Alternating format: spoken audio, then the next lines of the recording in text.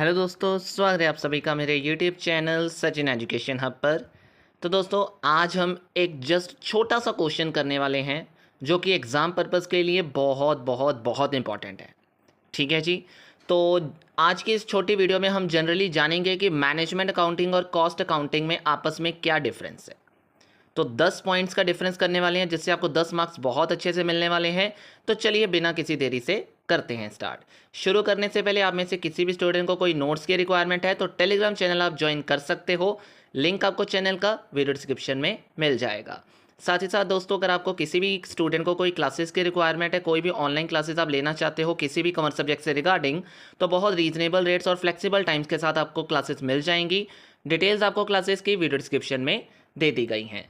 Let's started. हाँ जी, तो अब सबसे पहले तो ये देखेंगे कि मैनेजमेंट अकाउंटिंग का मतलब क्या है।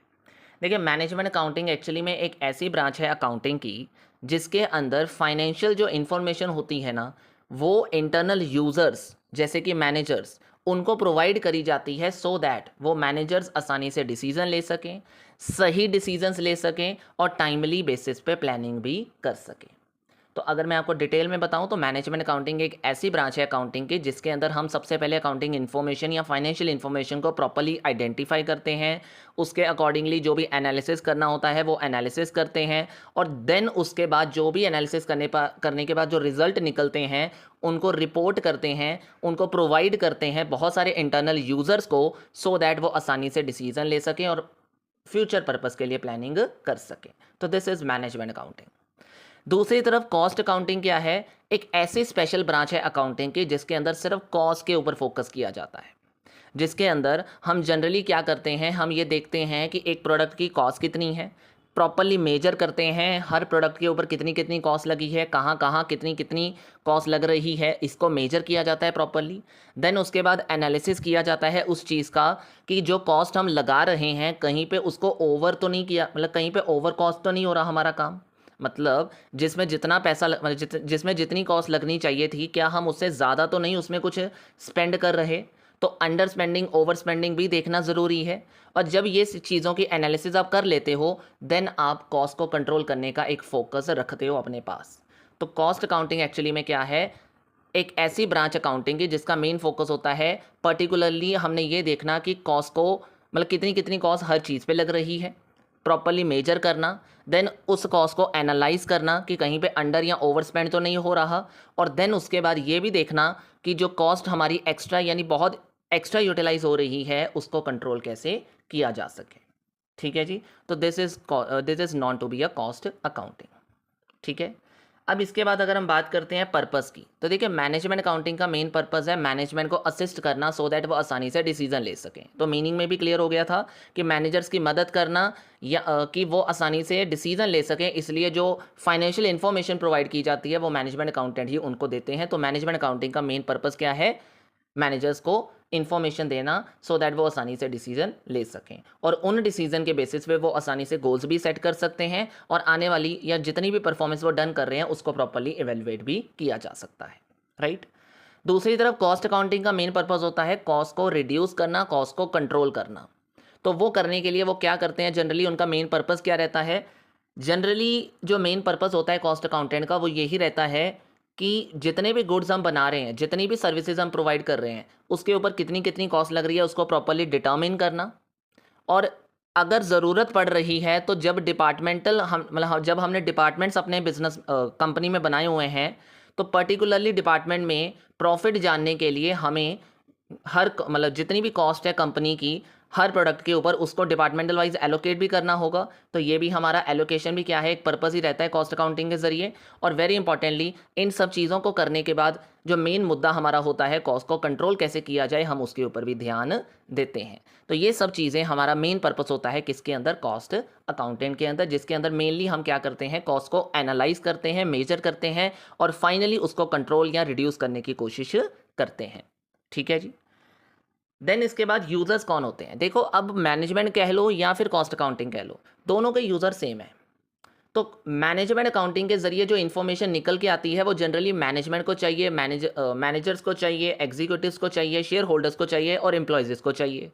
दूसरी तरफ इंटरनल यूज़र्स को ही चाहिए कॉस्ट अकाउंटिंग की इन्फॉर्मेशन जनरली मैनेजर्स को ही चाहिए। क्यों? क्योंकि उनको पता तो लगे ना कि कॉस्ट कहाँ कहाँ कितनी लग रही है, ताकि वो उन चीज़ों को मैनेज कर सके आने वाले समय के लिए। और वेरी इंपॉर्टेंटली कॉस्ट अकाउंटेंट को तो चाहिए ही होती है, क्योंकि उसको जब कभी भी फ्यूचर में ज़रूरत पड़ जाए तो जो भी कॉस्ट अकाउंटिंग के जरिए इन्फॉर्मेशन उसको नज़र आ रही है वो उसको लेनी चाहिए और लेनी पड़ती है, ताकि वो आने वाले समय में वही डिसीजंस लेकर, मतलब सही डिसीजंस लेकर अपने मैनेजमेंट को सही रास्ता दे सके। राइट? तो this is the third point. Next हमारा डिफरेंस है स्कोप के बेसिस पे। देखिए मैनेजमेंट अकाउंटिंग का जो स्कोप है वो थोड़ा लार्जर है कॉस्ट अकाउंटिंग के बेसिस पे। क्यों? क्योंकि मैनेजमेंट अकाउंटिंग के अंदर ही हम कॉस्ट अकाउंटिंग को लेकर आते हैं। तो आप ये कह सकते हो कि जो भी मैनेजमेंट अकाउंटिंग है ना, उसके अंदर कॉस्ट अकाउंटिंग का कंसेप्ट आता है। और वेरी इंपॉर्टेंटली मैनेजमेंट अकाउंटिंग के अंदर फाइनेंशियल और नॉन फाइनेंशियल दोनों तरह की इन्फॉर्मेशन आती है। तो इस वजह से फाइनेंशियल और नॉन फाइनेंशियल दोनों इन्फॉर्मेशन आने की वजह से जो मैनेजमेंट अकाउंटिंग का कंसेप्ट है वो ज़्यादा क्लियर करता है आपको अपनी चीज़ों के बारे में। तो वो ब्रॉडर कंसेप्ट है, वो ज़्यादा चीज़ों को कवर कर रहा है। जबकि कॉस्ट अकाउंटिंग सिर्फ कॉस्ट रिलेटेड डेटा के ऊपर फोकस करने की वजह से ये नैरो है और मैनेजमेंट अकाउंटिंग से थोड़ा ब्रॉड नैरो कंसेप्ट में, यानी छोटा है इन स्कोप एरिया। राइट? इसके बाद अगर हम बात करते हैं मैनेजमेंट अकाउंटिंग की, तो रिपोर्टिंग फ्रीक्वेंसी क्या होगी। देखिए मैनेजमेंट अकाउंटिंग एक्चुअली में वॉलंटरी नेचर की है, यानी कोई लीगल कंडीशन नहीं है, कोई लीगल रिक्वायरमेंट नहीं है कि मैनेजमेंट अकाउंटिंग आपको इस समय करनी ही पड़ेगी।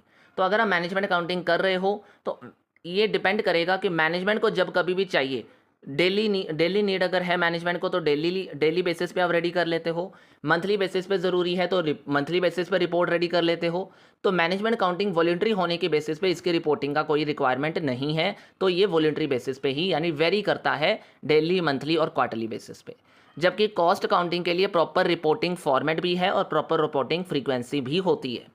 जनरली मंथली बेसिस पे या क्वार्टरली बेसिस पे हम रिपोर्ट रेडी करते हैं, और वो रिपोर्ट इसलिए करनी पड़ती है रेडी ताकि अगर कोई बड़ी कंपनी है तो उसको कॉस्ट ऑडिट भी करवाना पड़ेगा, जिसके लिए वो रिपोर्ट बहुत ज़रूरी होती है। ठीक है जी। इसके बाद है रिपोर्टिंग का फॉर्मेट। अब ऑब्वियस ही बात है, रिपोर्ट करनी है, अगर मैनेजमेंट अकाउंटिंग को रिपोर्ट बहुत कम केसेस में और वॉलंटरी बेसिस पे करनी है तो उसका कोई फॉर्मेट फिक्स नहीं किया गया, क्योंकि जैसे जैसे मैनेजमेंट को जो जो चीज़ समझनी है वो उस तरीके से उन चीज़ों को बनाकर अपनी रिपोर्ट रेडी कर सकता है। There is a no specific format for the management report in management accounting. पर दूसरी तरफ अगर हम बात करें कॉस्ट अकाउंटिंग की, तो उसमें एक स्पेसिफिक रिपोर्ट फॉर्मेट होता है। जैसे कि अगर आपने कॉस्ट शीट बनानी है उसके लिए अलग से फॉर्मूला है, वेरिएंस रिपोर्ट बनानी है या स्टैंडर्ड कॉस्ट रिपोर्ट बनानी है तो उसके लिए एक पर्टिकुलर फॉर्मेट दिया गया है। आपको उसी फॉर्मेट में अपनी चीज़ों को लेकर जाना है और उसी फॉर्मेट में वो रिपोर्ट रेडी करनी है। तो there is a standardise format in case of cost accounting. Management accounting के अंदर कौन कौन सी टेक्निक्स का इस्तेमाल होता है, तो देखिए मैनेजमेंट अकाउंटिंग के अंदर जनरली बजटिंग आती है। बजटिंग यानी बजट्स प्रिपेयर किए जाते हैं। वेरिएंस एनालिसिस यानी प्राइस में जो सोचा था और लगा कितना उसको एनालिसिस किया जाता है। कॉस्ट बेनिफिट एनालिसिस, कॉस्ट कितनी लगी, प्रॉफिट कितना हुआ, उसका प्रॉपर एनालिसिस किया जाता है। और कहीं पे ज़रूरत पड़ जाए तो परफॉर्मेंस इवैल्यूएशन कर परफॉर्मेंस के ऊपर एफिशिएंसी और इफेक्टिवनेस का भी अच्छे से ध्यान रखा जाता है। जबकि कॉस्ट अकाउंटिंग के अंदर अगर हम बात करें तो टेक्निक्स जो मेनली यूज़ होती हैं वो होती हैं या तो कॉस्ट कंट्रोल करने वाली टेक्निक्स, या फिर कॉस्ट एलोकेट करने वाली टेक्निक्स, और या फिर कॉस्ट रिड्यूस करने वाली टेक्निक्स। तो जो भी कॉस्ट से रिलेटेड एस्टिमेट करना, रिड्यूस करना, कंट्रोल करना, इन सभी चीज़ों के लिए जो टेक्निक्स इस्तेमाल हो रही हैं, जो ये काम करने के लिए ज़रूरी चाहिए टेक्निक्स, वही टेक्निक्स आपकी इसमें इस्तेमाल करी जाती हैं। अदरवाइज एक्स्ट्रा टेक्निक्स कोई भी इसमें रोल प्ले नहीं करती। मैनेजमेंट अकाउंटिंग की अगर हम बात करें तो इसका मेन फोकस, एम्फेसिस कहाँ पे है, तो इसका मेन एम्फेसिस है डिसीजन मेकिंग करने में। यानी इसका मेन एम्फेसिस है कि जो भी इंटरनल यूजर्स हैं जिनको मेरी वजह से मदद होती है तो उनको वो डिसीजन लेने के लिए इन्फॉर्मेशन प्रोवाइड करना, सो दैट वो अपनी प्लानिंग कर सकें फ्यूचर पर्पस के लिए। और जब प्लानिंग अच्छे से हो जाएगी तो कंट्रोल करना भी आसान हो जाएगा। तो कंट्रोल पर्पस के लिए भी हम इसको यूज़ करते हैं। दूसरी तरफ अगर हम बात करेंगे कॉस्ट अकाउंटिंग की, तो उसका मेन एम्फेसिस कहाँ पे रहता है, कॉस्ट को मेजर करने पर, एनालिसिस करने पर और कंट्रोल करने पर। तो तीन चीज़ें कॉस्ट के अंदर रहती हैं। कितनी कॉस्ट लग रही है, मेजर करना, जितनी कॉस्ट लग रही है कहीं अंडर और ओवर स्पेंड तो नहीं हो रहा, एनालिसिस करना, और कंट्रोल करना अच्छे तरीके से अगर वहाँ पे कोई भी गड़बड़ हो रही है। Dependence and the last point is dependence, sorry second last point is dependence. अब अपने आप सोचो, जब भी आप मैनेजमेंट अकाउंटिंग का सब्जेक्ट पढ़ते हो तो पहले कॉस्ट अकाउंटिंग पढ़ते हो, देन मैनेजमेंट पढ़ते हो। तो ऑफकोर्स ये माना जाता है कि जो डिपेंडेंस है ना वो कॉस्ट अकाउंटिंग की मैनेजमेंट के ऊपर नहीं है, पर मैनेजमेंट अकाउंटिंग की जो डिपेंडेंस है वो कॉस्ट के ऊपर है। क्योंकि जब तक कॉस्ट अकाउंटिंग के जरिए हमें ये नहीं पता चलेगा कि कॉस्ट का क्या सिस्टम चल रहा है, तो उसकी जो इन्फॉर्मेशन है हम अपनी मैनेजमेंट रिपोर्ट में कोट नहीं कर पाएंगे और उसके बेसिस पे हमारे मैनेजर्स अच्छे से डील यानी उसके डिसीजन मेकिंग नहीं कर पाएंगे। तो पहले कॉस्ट अकाउंटिंग डन होनी चाहिए, उसी बेसिस पे हम मैनेजमेंट अकाउंटिंग कर पाएंगे। अदरवाइज कॉस्ट अकाउंटिंग के लिए ऐसी कोई रिक्वायरमेंट नहीं है, वो बिना मैनेजमेंट अकाउंटिंग के भी डन की जा सकती है। ठीक है। And the very last point is, अगर हम बात करें क्वांटिटेटिव और क्वालिटेटिव डेटा की, तो मैनेजमेंट अकाउंटिंग की अगर हम बात करें तो उसमें फाइनेंशियल और नॉन फाइनेंशियल दोनों तरह के डेटा आ जाते हैं, दोनों तरह की इंफॉर्मेशन होती है, जिसकी वजह से क्वांटिटेटिव डेटा भी आता है इसके अंदर और क्वालिटेटिव भी आता है। क्वांटिटेटिव मतलब कॉस्ट अकाउंटिंग या फाइनेंशियल अकाउंटिंग से लिए गए डेटा की हम प्रॉपरली क्या करते हैं, एनालिसिस करते हैं और उन इन्फॉर्मेशन के बेसिस पे हम इंटरप्रिटेशन बनाते हैं, रिपोर्ट करते हैं, जो कि हमारी क्वालिटेटिव इन्फॉर्मेशन में हमें मदद करता है। तो मैनेजमेंट अकाउंटिंग बोथ केसेस में आता है, इसमें क्वालिटेटिव और क्वांटिटेटिव दोनों डेटा आते हैं, जबकि कॉस्ट अकाउंटिंग के अंदर सिर्फ क्वांटिटेटिव फॉर्म का डाटा होता है। उसमें क्वालिटेटिवली हम कोई इंटरप्रिटेशन नहीं देखते, हम कोई रिपोर्टिंग प्रॉपर्ली रेडी नहीं करते जिसके ज़रिए हम डिसीजन ले सकें, या एनालिसिस करने के लिए कॉस्ट अकाउंटिंग प्रॉपर्ली नहीं बनी है, क्योंकि एनालिसिस करने के लिए मैनेजमेंट अकाउंटिंग को कॉस्ट अकाउंटिंग के ज़रिए कनेक्ट करना पड़ेगा। राइट। तो दीज आर सम मेजर और इंपॉर्टेंट पॉइंट्स जो आपने ध्यान में रखने हैं जब भी आप मैनेजमेंट अकाउंटिंग और कॉस्ट अकाउंटिंग को आपस में क्या कर रहे हो, डिफ्रेंशिएट कर रहे हो। ठीक है जी। आई होप आपको अच्छे से डन हो गया होगा। मैंने अच्छे से आपको 10 पॉइंट्स बता दिए 10 मिनट्स के अंदर अंदर ही। और अगर वीडियो अच्छी लगी है तो वीडियो को लाइक और शेयर ज़रूर करिएगा, और अगर चैनल पर नए हो तो जल्दी से सब्सक्राइब का बटन दबाइएगा। Thank you so much. Have a very nice day.